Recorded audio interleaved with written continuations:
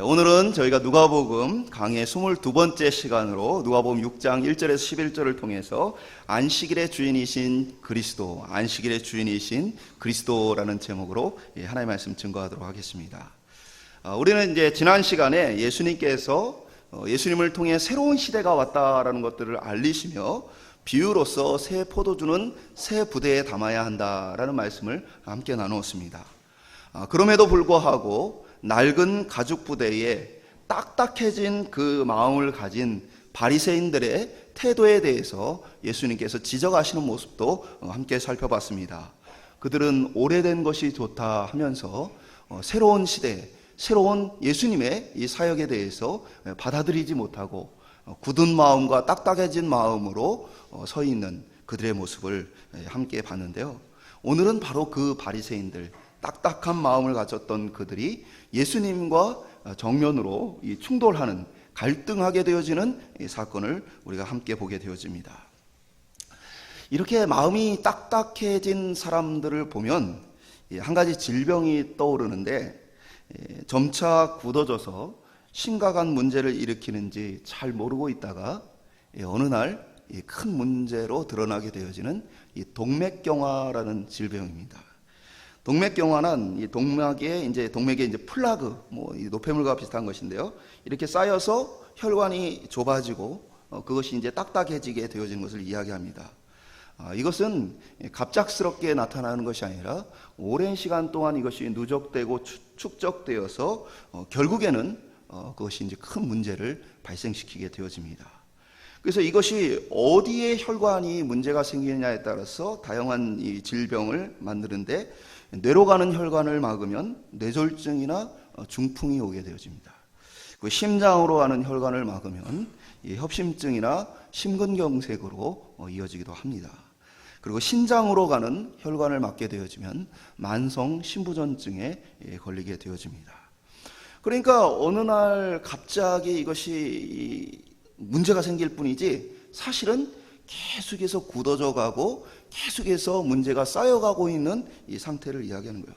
그러면서 혈관이 딱딱하게 굳어버림으로써 피가 제대로 흐르지 못하는, 그리고 결국엔 그것이 터져버리는, 그리고 생명을 위협하는 그런 질병, 그것이 꼭 바리새인들의 지금 모습과 같다. 예수님이 지난 시간에 그들을 들어서 낡은 가죽 부대다 말씀드린 것처럼, 낡은 가죽 부대는 그것이 이제 오래되어서 가죽이 단단해지고 그것으로 말미암아 이제 새로운 포도주를 담으면 이 포도주가 발효되면서 팽창하는 것을 견디지 못하고 터져버리는 그러한 것을 함께 나누었는데, 꼭 이 바리새인들의 모습이 그와 같습니다.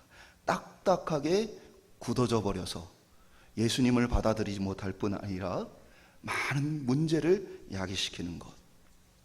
어떻게 보면 이들의 모습은 오랜 시간이 지나면서 점점 쌓여온 자신들의 어떤 신앙의 기준을 따라서 신앙의 본질은 사라지고 겉모형만 남고 진정한 생명력은 없어지고 습관과 관습, 외적인 행위만이 남아버린, 어떻게 보면 알맹이 없는 신앙의 모습을 보게 되어집니다. 우리 역시도 사실은 오랫동안 신앙생활을 해왔고, 또 특별히 우리나라에도 이제 신앙이 잘 자리를 잡아서 이렇게 복음이 모든 사람들에게 잘 편안하게 어떤 위협과 어려움 없이 들려줄 수 있는 지가 오래되었습니다. 그러다 보니까 이제 신앙생활하는 것이 쉬워지고 또 자연스러워지면서 어떠한 신앙의 모습들이 반복되어지고, 그 반복되는 과정을 통해서 한편에 딱딱하게 굳어져 버린 신앙의 모습을 우리 속에도 발견하게 되어집니다. 우리 모두는 아직 온전하지 못해서 부패한 죄의 본성을 갖고 있기 때문에 날마다 성령으로 말미암아 새로워지고 성령의 은혜로 말미암아 채워지지 않으면 이와 같이 계속해서 우리 가운데에 딱딱하게 만드는 것들이 쌓여지고 우리의 영혼을 멈추게 한다는 것입니다. 오늘 저희들 가운데 주님의 이 말씀을 통해서 굳은 마음으로 예수님의 제자들을 공격하는 이 바리새인들을 향해서 예수님이 뭐라고 말씀하시는지, 또 이 말씀을 우리에게 하시는 말씀으로 듣는 귀한 시간이 되길 주님의 이름으로 소망합니다. 한번 첫 번째 따라해 보겠습니다. 굳어버린 바리새인의 신앙. 이 바리새인이라는 것은 유대교에 있어서 가장 영향력이 많았던 세 개의 분파 중에 하나입니다. 하나는 이 바리새파, 하나는 사두개파, 하나는 이제 에셈파라고 해서 성경에 기록되어 있지는 않지만 예수님 당시에 세례 요한과 같이 어떻게 보면 광야에서 경건한 삶을 살았던 그런 무리들이 있습니다.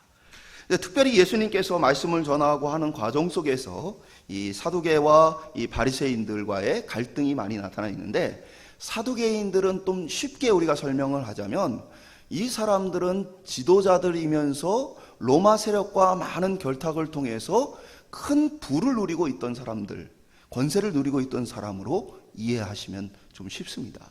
반면에 바리새인들은 많은 사람들이 물론 공직에 진출한 사람들도 있지만 이들 대부분은 하나님의 말씀을 그대로 지켜 살기 위해 발버둥치는 율법 선생과 백성의 존경을 받는 사람들로 이들이 살고 있었습니다.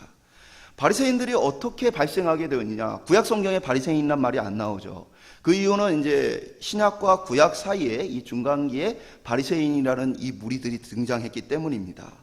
크게 이제 두 가지의 이 바리새인의 어원에 대한 이야기가 있는데, 하나는 이제 하시딜이라는 이 경건한 집단, 유다 마카베오 때의 이 경건한 그 집단이 이 바리새인들로 발전했다 이해하는 경우가 있고, 또 하나는 동맹자를 가리키는 하베림이라고 해서 주전 135년경에 율법을 지키지 않는 사람들로부터 완전히 벗어나서 이들이 율법을 지키는 경건한 무리로 발전했다 이해하는 경우가 있습니다. 이게 하시들이든 뭐 하베림이든 관계없이 바리새인이란 말 자체가 분리와 구별을 얘기하는 겁니다. 세상과의 분리, 하나님을 믿지 않는 사람들과의 분리, 경건하지 않은 사람들과의 분리. 그래서 말씀과 율법을 철저하게 지키고자 했던 사람들입니다. 그랬던 이유는 왜 우리가 이렇게 망하게 되었는가? 하나님의 말씀에 순종하지 않았기 때문이다. 우리가 다시 하나님 앞에 순종함으로써 하나님께서 이 땅을 회복시키는 것들을 우리가 좀 바라보자라는 어떻게 보면 굉장히 좋은 믿음의 고백으로서 이들이 모여졌습니다. 그런 의미에서 본다면 이 바리새인들은 그들이 그토록 기다렸던 하나님 나라의 회복과 경건한 민족의 회복을 이루실 예수님이 메시아가 왔을 때 어느 누구보다도 가장 먼저 예수님을 영접하고 받아들이고 기뻐해야 될 사람들이 사실 이 바리새인들이었던 것이죠. 그런데 성경은 오히려 이들이 예수님을 배척하고 거부했던 모습을 보게 되어집니다. 왜냐? 바로 그들의 마음이 굳어져 버렸기 때문입니다. 그들은 성경을 철저하게 지키기 위해서 구체적으로 그 말씀을 어떻게까지 지켜야 하는가에 대한 논쟁과 고민과 갈등을 통해서 그들 나름대로의 이 규정을 이렇게 가지고 있었습니다. 그러니까 우리도 이런 고민이 되잖아요. 형제 사랑. 그럼 형제를 어디까지 사랑해야 하는가? 예를 들면 이제 끝없이 사랑해야 한다. 그게 정답이죠. 그런데 현실적으로 형제 사랑의 의무를 어느 정도까지 해야 감당한 것이냐? 고민이 되어지잖아요. 그때 누군가가 와서 정확하게 예를 들면 뭐 이 정도까지 또 이런 정도를 책임져 주는 것이 형제 사랑이다 라고 명확한 기준을 준다면 백성이 그것을 지키고 따라가기가 수월하겠죠. 한마디로 얘기해서 이들이 이러한 규정들을 만들고 지켰던 이유는 사실 뭐 사람들을 처음부터 억압하려고 그랬던 게 아니고, 어떻게 하면 하나님의 말씀을 제대로 지킬 수 있고 또 하나님의 말씀을 깊이 있게 잘 알지 못하는 백성들도 그 말씀을 지켜 살 수 있을까? 이 고민을 가지고 논쟁을 거듭해 오면서 정립해 온 것이 바로 그들의 규정입니다.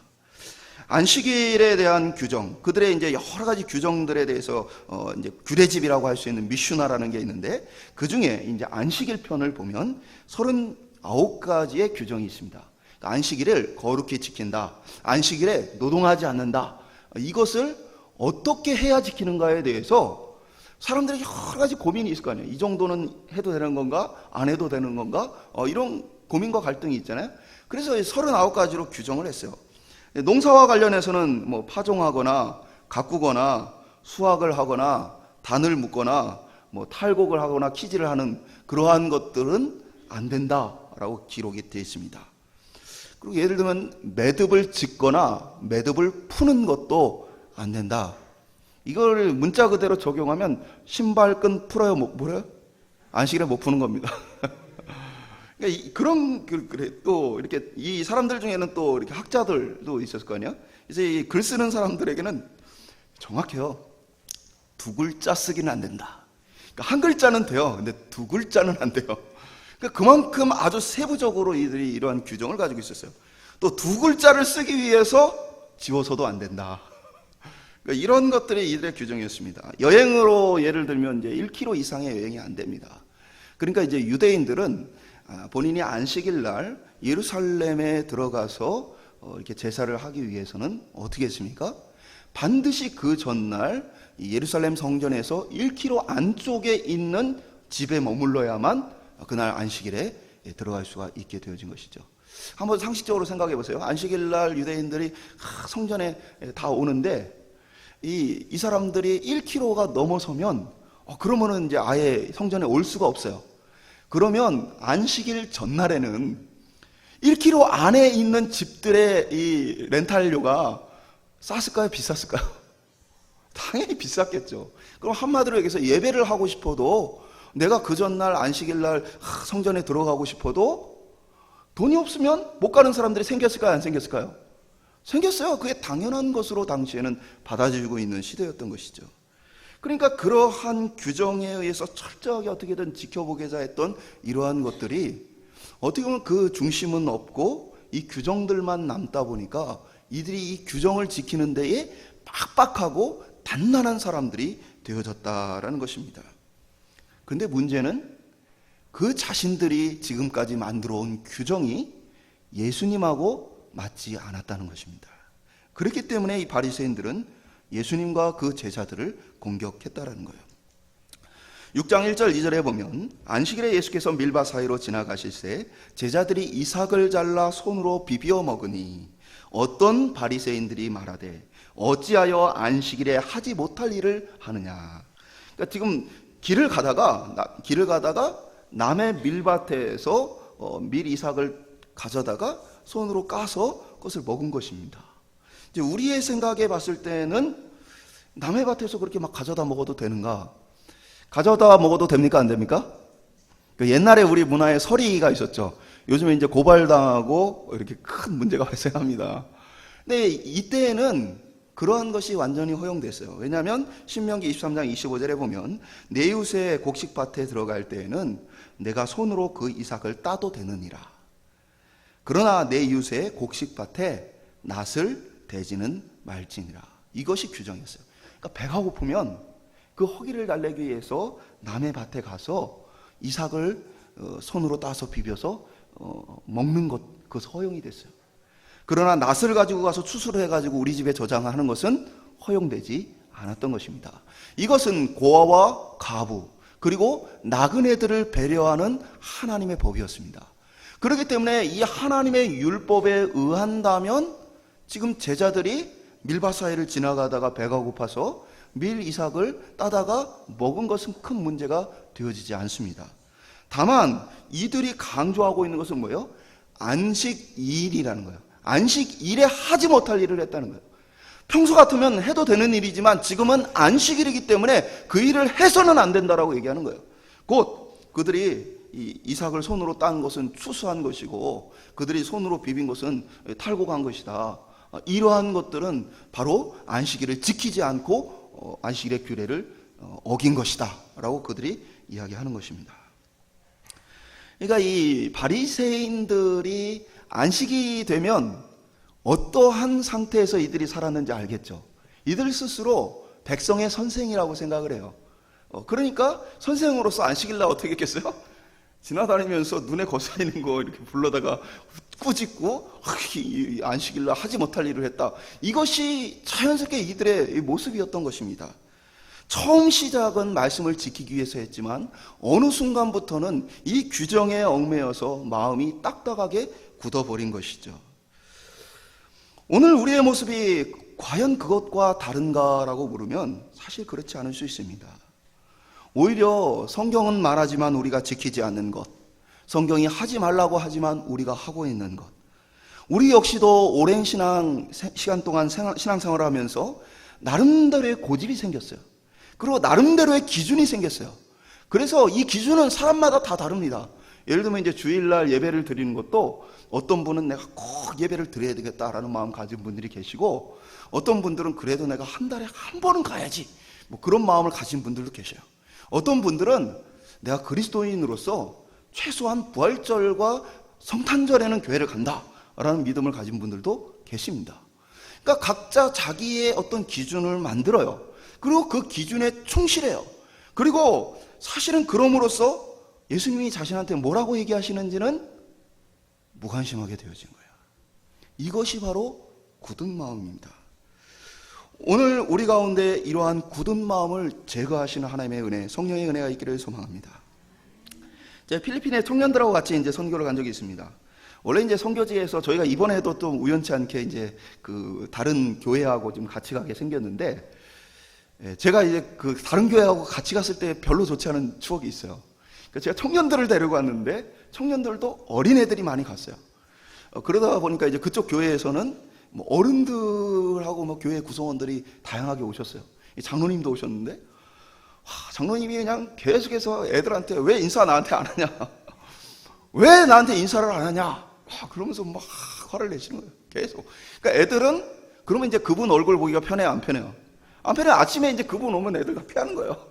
그러면 이제 더 화가 나가지고 저한테 와서 막 따지는 거예요. 왜 애들이 예의도 없고 인사도 안 하고 막 이러냐. 근데 이분이 이제 선교가 단기 선교가 끝나갈 쯤 되니까 결국에는 선교사님한테 선교 그딴 식으로 하는 거 아니라고. 야, 그러니까 제가 그 모습을 보고 학을 뗐어요. 처음에는 이렇게 이 아이들한테 뭐라고 하더니 결국에는 뭐야? 자신의 이 굳어버린 마음, 이게 옳은 거야, 이렇게 해야 되는 거야 라는 자신의 기준을 가지고, 이 평생 선교 한 번 안 해본 이분이 와가지고는 그곳에서 뿌리박고 선교하는 선교사님을 향해서 선교 그딴 식으로 하는 거 아니라고. 그러니까 뭐야? 굳어버린 마음이 우리 가운데 어떠한 모습으로 나타나는지를 보게 되어지는 거예요. 그리고 이 마음은 우리의 먼 것이 아니고 오늘날 부패한 모든 신앙인들 속에 나타날 수 있다는 것입니다. 오늘 저희들 가운데 우리 스스로를 돌아볼 수 있는 그러한 은혜가 있기를 소망합니다. 두 번째 따라 보겠습니다. 안식일에 주인 되신 그리스도. 6장 3절 4절을 보면 예수께서 대답하여 이르시되 다윗이 자기와 및 함께한 자들이 시장할 때의 한 일을 읽지 못하였느냐. 그가 하나님의 전에 들어가서 다만 제사장 외에는 먹어서는 안 되는 진설병을 먹고 함께한 자들에게도 주지 아니하였느냐. 어떤 내용이냐면 다윗이 사울에게 쫓기고 있을 때에 다윗을 따르는 젊은이들이 많이 있었습니다. 근데 이제 사울의 칼을 피해서 도망 다니다 보니까 먹고 이러는 분들이 쉽지 않았던 것이죠. 그래서 아마 이 급하게 도망 다니느라고 식사도 제대로 하지 못한 채 이들이 굉장히 괴로운 시간을 갖고 있던 것 같아요. 그러던 중에 하나님의 이 성막이 있던 곳에 도착하여서 그들이 어떻게 합니까? 다윗이 제사장에게 먹을 것을 구하게 되어진 거예요. 근데 제사장은 먹을 것을 가지고 있지 않아요. 지금 특별히 이때가 무엇이냐면 이제 안식일이에요.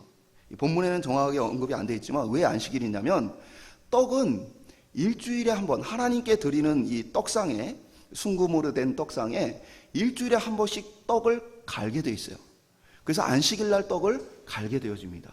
그래서 떡을 이쪽에 6개, 이쪽에 6개에서 12개, 이스라엘의 12지파를 상징하는 것으로 떡을 매주마다 새 것으로 바꾸어 드리고, 그러면 이제 떡을 하나님께 드렸던 떡은 일주일이 지나면 빼야 되잖아요. 그러면 그 뺀 떡을 누가 먹느냐? 제사장들이 먹게 되어진 거예요. 근데 이때에 이들이 너무 배가 고프고 힘이 드니까 제사장이 어떻게 한 거예요? 자신이 먹어야 할, 제사장이 먹어야 할 그 떡을 다윗과 함께한 청년들에게 나눠준 것입니다. 근데 문제는 이 문제로 말미암아 하나님의 책망이나 아니면 대제사장의 책망이나 아니면 성경에 어떠한 언급도 없었다는 거예요. 쉽게 얘기하면 아무 문제 없이 이 사건이 흘러갔을 뿐더러 다윗은 이스라엘 민족을 세우고 나라를 세운 영웅으로서 오히려 많은 이들의 존경을 받았다는 것입니다. 한마디로 해서 첫 번째, 다윗의 이 권위를 봤을 때에 어느 누구도 다윗에 대해서 딴지를 걸지 못했어요. 예수님은 뭐예요? 다윗과 자신의 권위의 차이에 대한 이야기를 하는 겁니다. 다윗은 안식일을 지켜야 하는 사람이지만 나는 안식일의 주인으로서 그것을 내 마음대로 할 수 있는 사람이라고 예수님께서 말씀하신 거예요. 저희 찬이가 이게 어린이집을 다닐 때, 어린이집에 이 아이들이 이제 어릴 때는 낮에 그 낮잠 자는 시간이 있습니다. 근데 아이들이 종종 가끔 낮잠을 안 자려고 하는 아이들이 있어요. 저희 아들이 이제 선생님한테 그런 거예요. 선생님 왜 안 자요? 아이들은 자라고 그러는데 이제 선생님 안 자니까 선생님 왜 안 자요? 선생님 혹시 선생님 편하려고 우리 자라고 그러는 거 아니에요? 그 선생님이 그냥 그 얘기를 듣고 깜짝 놀라셨다고 그래요. 아이들은 돌봄을 받는 것으로 선생님의 지도하에 잠을 잡니다. 그러나 선생님은 때로 그 아이들이 잘 자고 있는지를 살피기 위해서 깨어 있어야 하기도 하고, 또 아이들에게 보내야 될 어떠한 소식이나 이야기들 챙길 것이 있으면 그 시간에 정리를 해서 보내야도 하는 것이죠. 선생님은 그 시간을 자기가 마음대로 쓸 수 있도록 되어져 있는 거예요. 그러니까 예수님 그 얘기를 하는 거예요. 다윗은 안식일을 지켜야만 하는 사람인데도 불구하고 이 하나님께서 먹지 말라고 하신 이 제사장만 먹는 떡임에도 불구하고 그가 법을 어겨서 그것을 먹었는데 아무 문제가 없거늘 하물며 안식일의 주인인 내가 이렇게 하는 것에 대해서 문제가 있겠느냐라는 이야기를 하시는 것이죠. 실제로 랍비들 역시도, 당시 바리새인들 역시도 안식일은 너희를 위해 제정된 것이지 너희가 안식일을 위해 있는 것이 아니다라는 이야기를 했어요. 그러니까 랍비들 역시도 뭡니까? 안식일 자체를 지키는 게 목적이 아니고, 안식일은 하나님이 뭘 위해서 줬어요? 우리를 위해서 주셨다라는 것들을 알고 있었어요. 하물며 배가 고프고 아파하고 힘겨워하는 것 속에서도 그것을 무시하는 것은 하나님의 뜻이 아니라는 것들을 그들은 알고 있었다는 것이죠. 다만 그들의 마음이 굳음으로 안식일의 주인 되시는 예수 그리스도께 뭐한 겁니까? 반역하고 있는 것이에요. 주인에게 지금 반역을 하고 있는 모습을 보게 되어집니다. 사랑하는 여러분, 우리가 이것을 통해서 본다면 율법은 누구의 법인가를 살펴봐야 돼요. 율법은 그것을 만드신 하나님의 법입니다. 그것의 주인 되시는 그리스도의 법입니다. 예수님은 지금 하나님과 자신을 동등하게 여기시며 내가 바로 그 주인이라고 말씀하시는 거예요. 안식일의 주인이라는 것은 어떤 뜻일까? 그것은 단순히 그 안식일이라는 하루를 자신의 마음대로 할 수 있다라는 의미가 아니에요. 제가 물어볼게요. 우리가 그리스도인으로서요, 오늘 이 거룩한 주일은 이곳에서 거룩하게 보내고 내일부터는 내 마음대로 내 뜻대로 세상에서 나쁜 짓 다 하면서 그렇게 살아도 됩니까? 왜 안 되죠? 이 주일을 잘 지켰는데요. 이 안식일이라는 것의 의미는 단순히 그 하루의 날짜를 이야기하는 게 아니고 우리 삶 전체를 이야기하는 겁니다.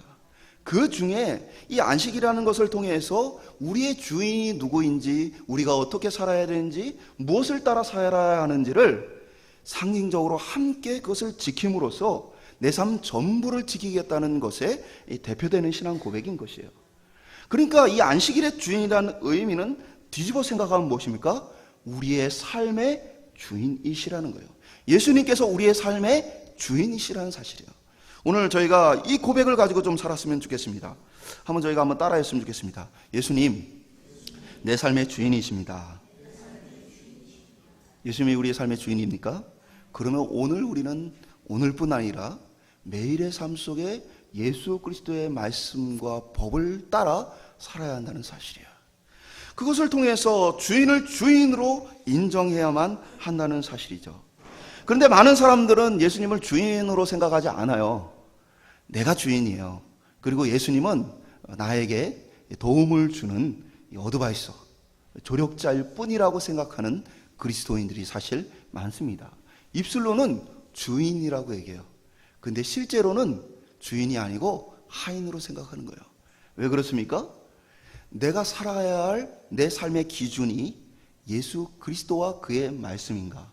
아니면 내 스스로 만들고 익숙해진 내 고집인가? 우린 돌아봐야 돼요.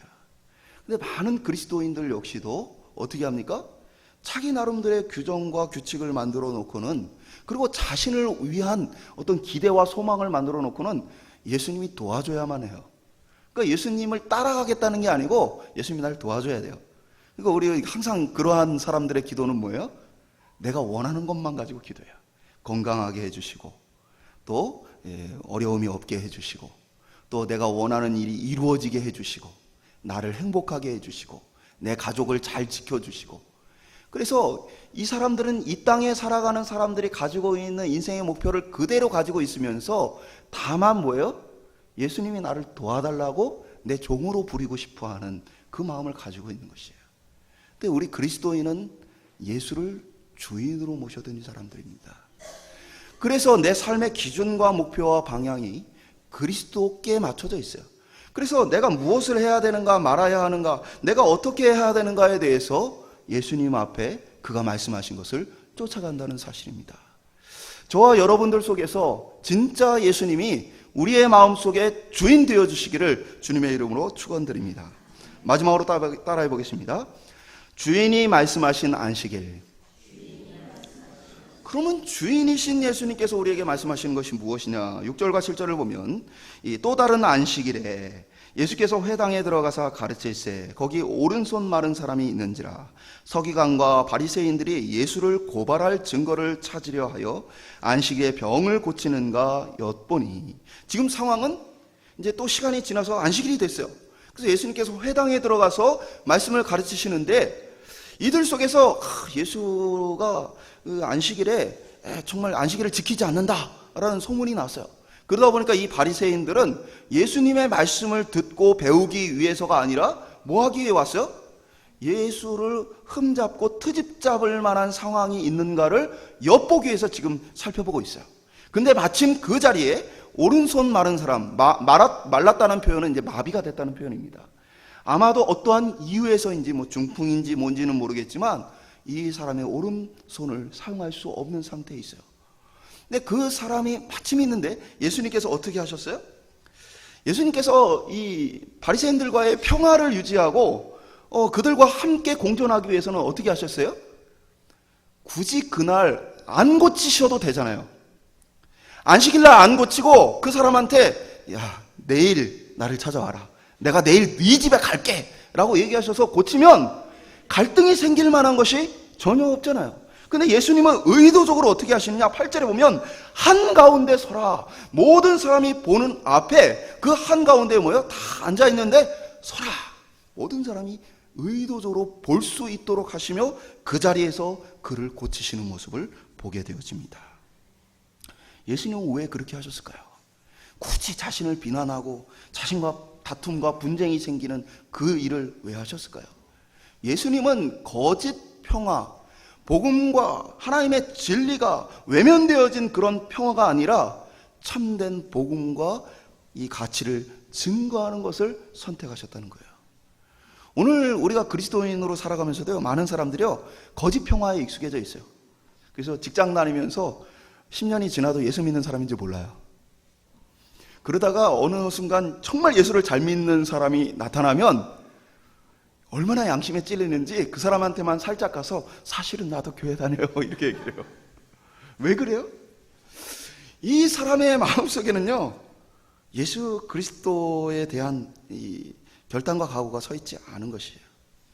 거짓 평화에 익숙해져 있는 거예요. 내가 밝히지 않고 참 이 세상 사람들과 똑같이 살아갈 때 그들과의 갈등이 없고, 그리고 내가 편안하게 내 마음대로 할 수 있다는 그 마음 때문에 그래요. 내가 예수를 믿는다라고 얘기할 때 손해볼 일이 많이 생겨요. 저도 그런 일이 있는데요. 제가 교통사고를 예전에 당한 적이 있어요.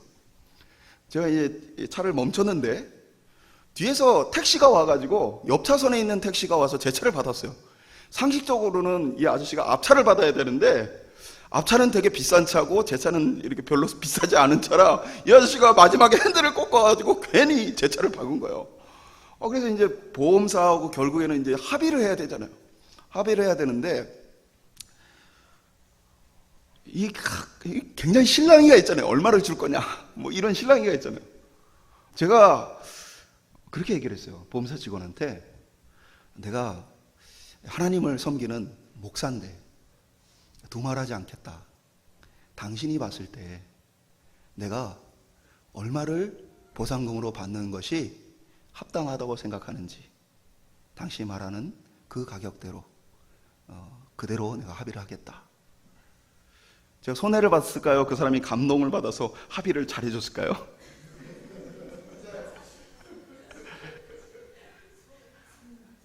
30만 원 받았습니다. 30만 원. 정말 말도 안 되는 금액을 이분이 제시를 했어요. 그래서 제가 두말 없이 했습니다.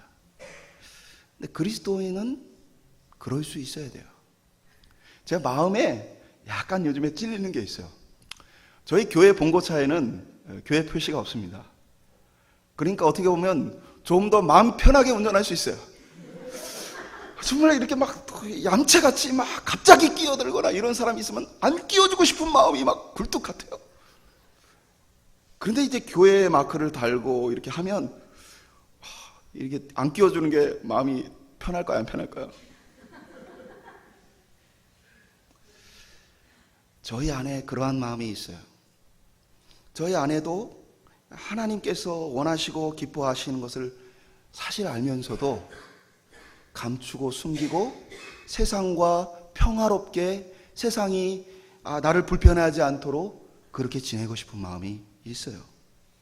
오늘 저희들 가운데 그리스도를 숨기고 감추지 않는 저희들 되기를 소망합니다.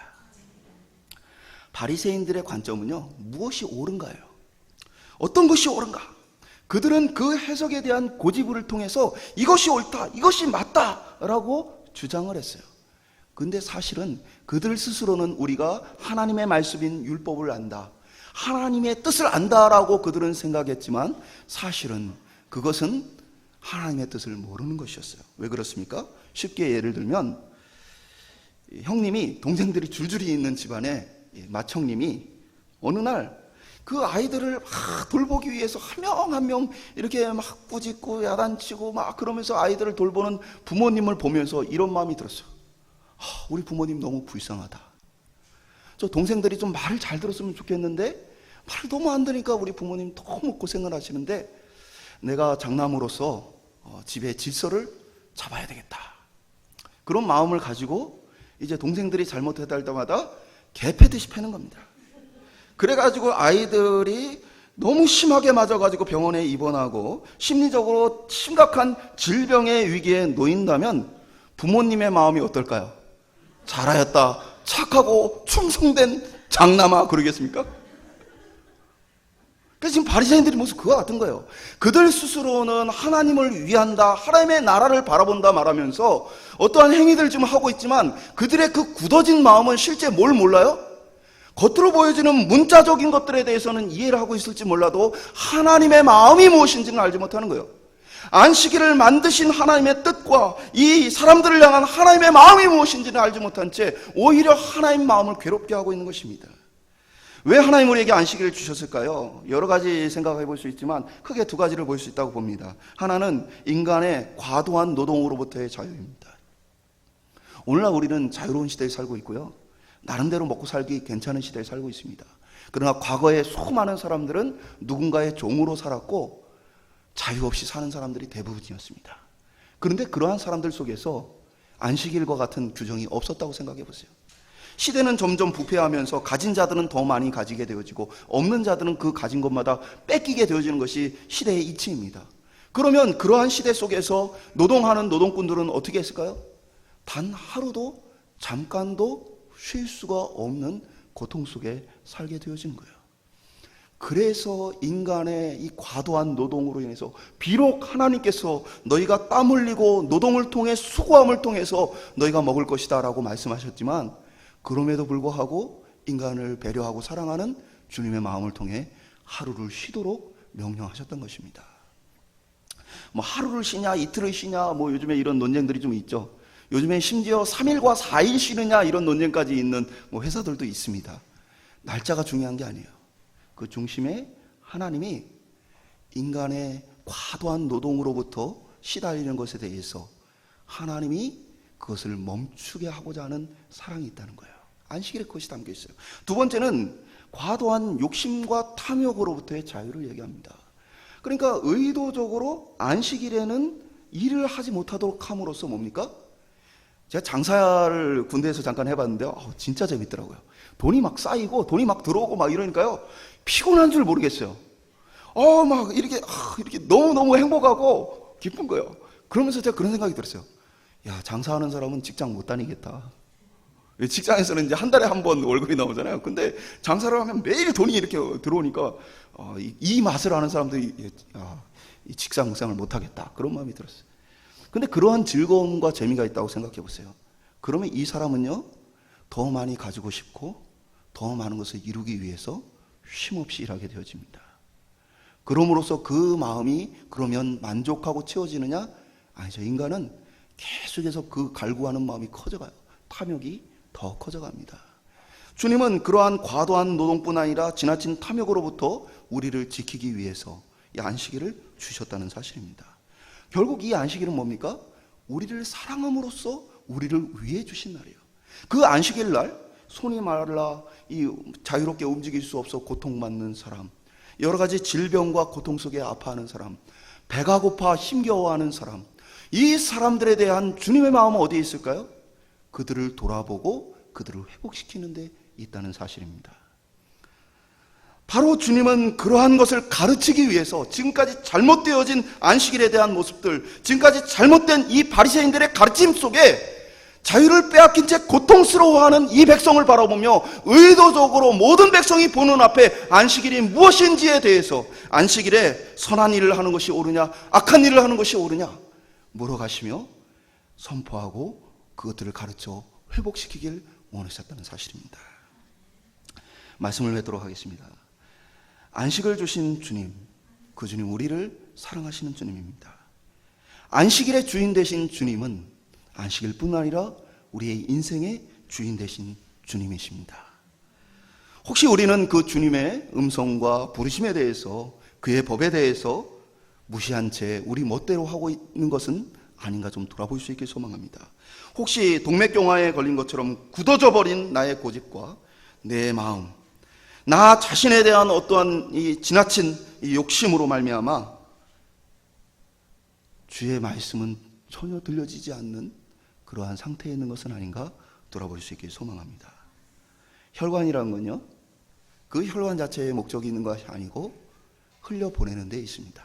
피를 흘려보내고 피를 통해 산소를 흘려보내고 노폐물을 옮겨 실으면서 몸을 건강하게 만들어가는 역할을 해요. 우리가 그리스도와 인해 한 몸이라는 것은 동시에 우리 자신만이 아니라 서로 연결되어 있다는 거예요. 하나님이 나를 통해 다른 사람들에게 은혜를 흘려보내길 원하셔요. 그런데 내가 동맥경화 같이 굳어져지는 마음으로 하나님의 은혜를 가로막고 있는 것은 아닌가. 다른 이들이 받다 누려야 될 하나님의 은혜를 내가 중간에서 막고 있는 것은 아닌가. 우리가 한번 돌아봐야 합니다. 교회 개혁을 위해서 일생을 들였던, 많은 시간을 들였던 한 목사님의 고백입니다. 제가 그분과 함께 사역하는 중에 그분이 이런 얘기를 하시더라고요. 우리가 교회 개혁을 위해서 돌 던지던 자리에 있었는데 어느 날 돌아보니까 이제는 내가 교회 개혁을 위해서 돌 맞는 자리에 앉아있더라.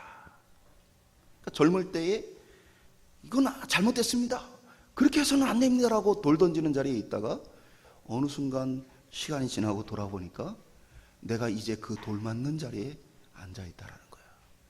그게 그분만의 고백은 아닐 거라고 생각이 듭니다. 저와 여러분도 죄의 본성을 가지고 계속해서 굳어져 가고 가만히 두면 쓰러지고 넘어지고 막혀 터져버릴 수밖에 없는 우리 자신입니다.